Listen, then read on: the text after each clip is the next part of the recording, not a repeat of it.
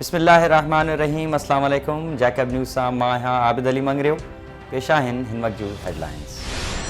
गढ़ी खैरो में पुलिस ऐं ख़ुराक खाते जे अमलदारनि जी सरपरस्ती में सरेआम कणक स्मगल थियण लॻी। गढ़ी खैरो में क़ाइम ख़ुराक खाते जे गोदाम में रखियल सरकारी कणक ख़ुराक खाते जे लाॻापियल अमलदारनि पारां पुलिस जी सरपरस्ती में सरेआम ॾींहुं ॾिठे जो बलोचिस्तान ॾांहुं स्मगल करे सरकार खे करोड़े रुपयनि जो नुक़सानु पहुचायो पियो वञे। गढ़ी खैरो वासियुनि इख़्तियारियुनि खां घुर कई आहे त कणक स्मगलिंग में मुलविस ख़ुराक खाते जे अमलदारनि ऐं पुलिस ख़िलाफ़ कार्रवाई करे कणक जी स्मगलिंग खे रोकियो वञे। कंदकोट पुलिस जो कच्चे में कामयाब ऑपरेशन, गंबटवासी फनकारनि समेत 6 मुग़वी बाज़ियाब। कंदकोट पुलिस एसएसपी अमजद अहमद शेख जी अॻवानी में ऑपरेशन कंदे कुछ ॾींहं अॻु अगवा थी वियल गंबटवासी फनकारनि समेत 6 ॼणनि खे बाज़ियाब कराइण जी दावा कई आहे। एसएसपी कश्मीर अमजद अहमद शेख जो चवणु आहे त जेसीं ताईं पके तोड़े कच्चे में मुकम्मल अमन बहाल न कराईंदुसि उन वक़्त ताईं सुख जो साह नाहे खणणो। ज़िले मां अगवा थियल समूरनि मुग़विन खे बाज़ियाब कराईंदासीं। होॾां कश्मीर पुलिस पारां दुरानी महर वारे इलाइक़े में 7 ॾींहं खां हलंदड़ ऑपरेशन में ख़ैरपुर वासी मुग़वी गुल मोहम्मद वल्द अब्दुल्ला बिरोही खे पिणु बाज़ियाब कराइण जी दावा कई वई आहे। मुग़वी 16 ॾींहं अॻु औरताणे आवाज़ सां हिरखजी अगवा थी वियो हो। सिंध चाइल्ड प्रोटेक्शन अथॉरिटी जी चेयरपर्सन MPA शमीम मुमताज़ चयो आहे त सिंध में ॿारनि सां थींदड़ ज़्यादतियुनि, तशद्दुद, नंढपिण जी शादियुनि समेत ॿियनि मसइलनि ते सुप्रीम कोर्ट खे पाण मुरादो नोटिस वठणु घुर्जे। हर ज़िले अंदरि SPD कोर्ट जो क़याम चाहियूं था जंहिंसां मुख़्तलिफ़ केसनि में मुतासिर ॿारनि खे तकिड़ो इंसाफ़ मुहैया थींदो। सिंध सरकार सूबे अंदरि लीगल राइट्स फोरम समेत मुख़्तलिफ़ तंज़ीमुनि सां मिली ॿारनि जी बहितरीन तहफ़ुज़ फ़राहम करण लाइ कमु करे रही आहे। अहिड़े ख़्यालनि जो इज़हार हुन जैकबाबाद में प्रेस कॉन्फ्रेंस कंदे कयो। हुन ॿुधाए तो 2019 खां वठी 2021 जे हलंदड़ महीने ताईं जैकबाबाद ज़िले में ॿारनि जी नंढपिण जी शादी, पाणी में ॿुॾी फौत थियण, ॿारनि खे हीसाइण, क़त्ल करण ऐं हादसनि समेत 242 वाक़िया पेश आया आहिनि।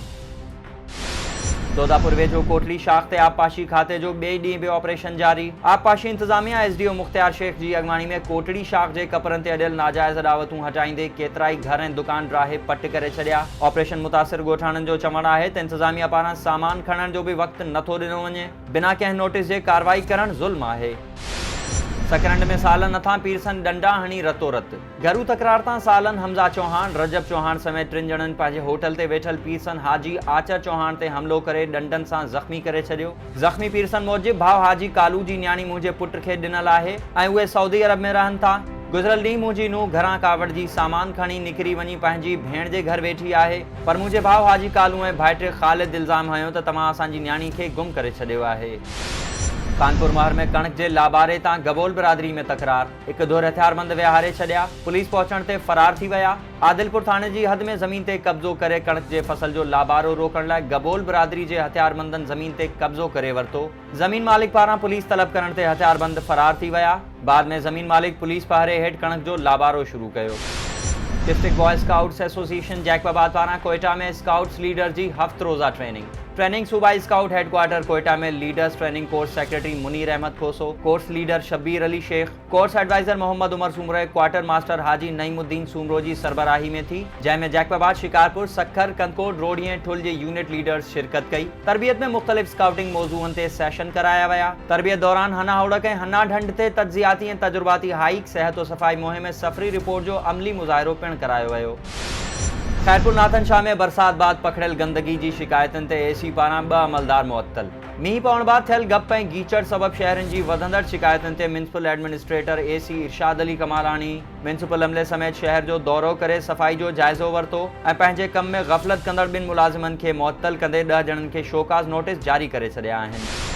काज़ी अहमद में ॻोठ शकल ख़ान चांडियो वासी पोरे जो पुलिस ख़िलाफ़ एहतजाज। पोरे तली नवाज़ चांडियो प्रेस कॉन्फ्रेंस में दाहींदे चयो त ॻोठ खां भाॼियूं खणी ईंदड़ मुंहिंजे भाउ अरबाब चांडियो खे पुलिस बिना कारण गिरफ़्तार करे गुम करे छॾियो आहे। थाणे ते संदसि बाबति इतला वठण वियुसि त पुलिस एहलकारनि मुंहुं जो मज़ाक उॾायो ऐं ठठोलियूं कंदे चयो त तुंहिंजे भाउ खे छॾे ॾिनो आहे, असीं ग़रीब मिसकीन पोरियत आहियूं, भाउ खे आज़ादु कयो वञे। आला में ॻोठाणो पुरस्रार नमूने गुम थी वियो। ॻोठ नंगर ख़ान भुमरो वासी वॾेरो ख़ान मोहम्मद भुमरो गुज़िरियल 2 ॾींहंनि खां गुम आहे। इन सिलसिले में पुरस्रार तौरु गुम थियल शख़्स जे पुटु अली शेर भुमरो हाला थाणे ते वालिद जी गुमशुदगी जी रिपोर्ट पिणु लिखाई आहे। वालिद जे गुम हुअण सबबि घर भाती परेशान आहियूं, असांजी मदद कई वञे। काज़ी अहमद में ॻोठाणनि पारां ॻोठ में बुनियादी सहूलतूं न हुअण ख़िलाफ़ एहतजाज। ॻोठ सूमर ख़ान जोखियो वासिन काउंसलर फैज़ मोहम्मद जोखियो, हाजी दोसन जोखियो ऐं सालिम जोखियो जी अॻवानी में एहतजाज कंदे चयो त ॻोठ में अस्पताल, रोड ऐं गैस समेत का बि बुनियादी सहूलत न आहे। बरसातनि एमरजेंसी में रस्तो कच्चो हुअण सबब तमाम घणी परेशानी के मुंह ॾियणो पवे थो। चूंडियल नुमाइंदनि खां घुर था करियूं त चूंडनि दौरान कयल वाइदा पूरा करे ॻोठ खे बुनियादी सहूलतूं फराहम कयूं वञनि। करीमबख्श पुलिस की कार्रवाई, वडे मिकदार में गुटको हथ, एक जवाबदार गिरफ्तार। करीमबख्श पुलिस SHO मोहम्मद खान तुनियो जी निगरानी में कार्रवाई कंदे सिंध बलूचिस्तान बॉर्डर ते मांझीपुर भरसां एक कार मां गुटके जूं 9 बोरियूं हथ करे जवाबदार आसिफ बिरोही के गिरफ्तार करे वरतो आहे ऐं संदसि मथां केस पिण दाख़िल कयो वियो आहे। शिकारपुर पुलिस पारां हिकु हफ़्तो अॻु हिंदू वापारी खां फुरथियल रक़म हथ करे जवाबदार गिरफ्तार करण जी दावा। SSP कामरान नवाज़ पंजूता प्रेस कॉन्फ्रेंस कंदे चयो त ASP सिटी सैयद फाज़िल शाह जी निगरानी में पुलिस शहर जे हिकु मक़ामी क़ब्रिस्तान में छापो हणी हिंदू वापारी खां फुरथियल 9,20,000 रुपया हथ करे जवाबदारनि पठान उर्फ ॾाॾू शर, अब्दुल रशीद शेख, साबिर शेख ऐं राहिब काके पोटो खे गिरफ्तार करे वरितो आहे। घोटकी में वकीलनि पारां वधंदड़ बदअमनी ख़िलाफ़ एहतजाज कयो वियो। डिस्ट्रिक्ट बार घोटकी जे वकीलनि पारां शहर में अमन अमान जी ख़राब सूरत हाल ख़िलाफ़ डिस्ट्रिक्ट बार जे जनरल सेक्रेटरी लियाकत मलाणो जी अॻवानी में एहतजाजी मुज़ाहिरो कयो वियो। वकीलनि जो चवणु हो त घोटकी शहर समेत पूरे ज़िले में अमन अमान जी सूरत हाल बहितर न आहे। चोरी ऐं फुर्जी वारदातनि में इज़ाफ़ो थी वियो आहे। सिंध हुकूमत खां मुतालबो था करियूं त नाअहल SSP ऐं SHOs खे हटायो वञे। पंगरियो में 10 ॾींहं अॻु बाह लॻण वारे वाक़े में सड़ी फौत थियल नीगर जे वारिसनि जो एहतजाज।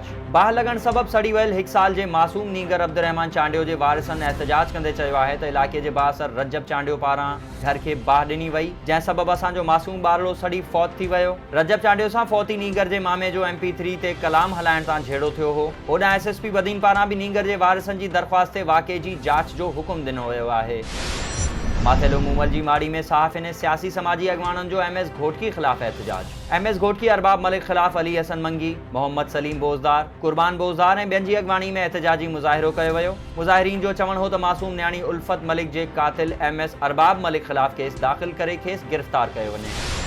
ऐं पंगरियो में रोलू कुतनि जो आज़ार, रोलू कुतनि 2 मासूम ॿारनि खे ॾाढे ज़ख़्मी करे छॾियो। ॻोठ साहिब खान खोसो में रोलू कुतनि 5 वरनि जे वकार खोसो ऐं ॻोठ ख़ुदाबख्श हीसबाणी में 10 वरनि जी फ़हमीदा हीसबाणी खे ॾाढे ज़ख़्मी करे छॾियो। ज़ख़्मी ॿारनि खे पंगरियो सिहत मर्कज़ आंदो वियो, जिते खेनि वैक्सीन फराहम कई वई। ही हुयूं हिन वक़्त ताईं जूं हेडलाइंस। वधीक ख़बरुनि ऐं अपडेट्स लाइ विज़िट कयो असांजी वेबसाइट www.jacobnewsht.com ऐं फेसबुक ते फॉलो कयो। ॾिसंदा रहो जैकब न्यूज़, ख़बर खां हक़ीक़त ताईं।